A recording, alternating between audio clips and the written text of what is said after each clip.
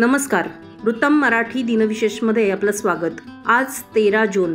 आजच्या दिवशी भारतात आणि जगभरात घडलेल्या घडामोडींचा आढावा आपण घेणार आहोत आजच्या भागात। 13 जून 1943 रोजी नेताजी सुभाषचंद्र बोस यांनी पाणबुडीने जर्मनी ते टोकियो असा प्रवास सुरू केला।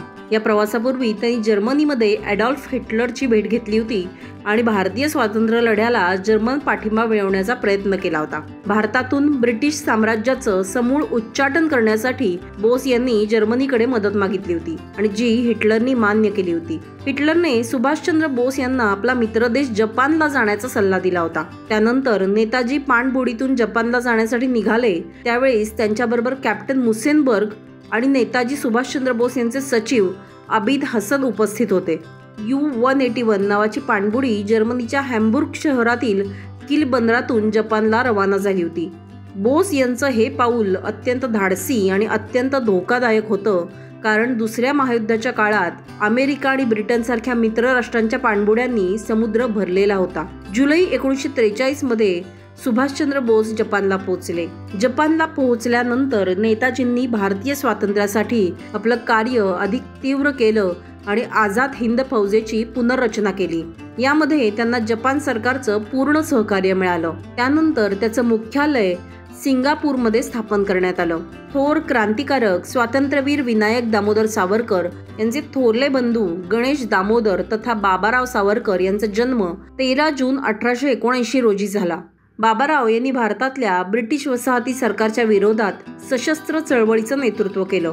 अभिनव भारत या क्रांतिकारी संघटनेची प्रेरणा स्वातंत्र्यवीर सावरकरांना त्यांचे थोरले बंधू गणेश दामोदर सावरकर यांच्याकडूनच मिळाली होती। वीर सावरकर जेव्हा इंग्लंडला गेले, तेव्हा बाबाराव सावरकरांनीच अभिनव भारताचं काम हाती घेतलं।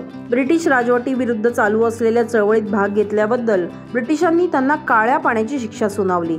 20 वर्ष ते अंदमानच्या सेल्युलर जेलच्या अरुंद कोठडीत असह्य यातना सहन करत राहिले। पुढे 1921 मध्ये त्यांना गुजरातमध्ये आणण्यात आलं।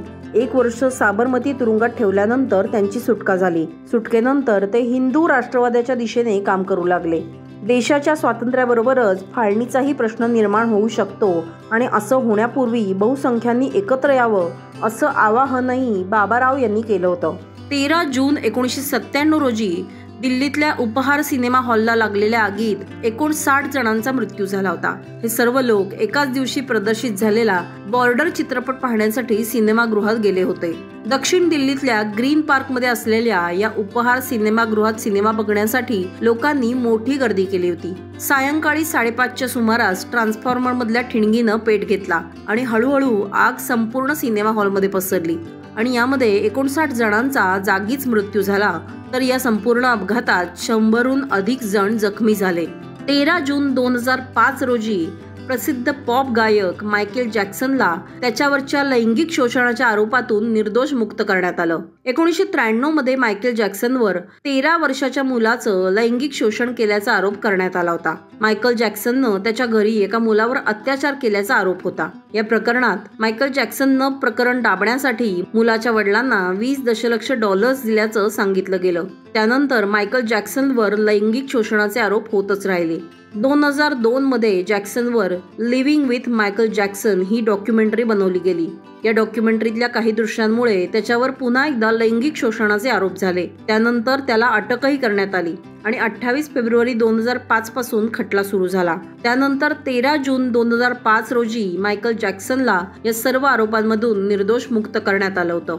तर हे होते आजचे दिनविशेष। तुम्हाला हा व्हिडिओ आवडला असेल तर व्हिडिओ लाईक करा, शेअर करा आणि व्हिडिओ खाली कमेंट करून आम्हाला तुमचा अभिप्राय नक्की कळवा। आणि असेच अनेक माहितीपूर्ण व्हिडिओ पाहण्यासाठी सबस्क्राईब करा वृत्तम मराठी यूट्यूब चॅनल।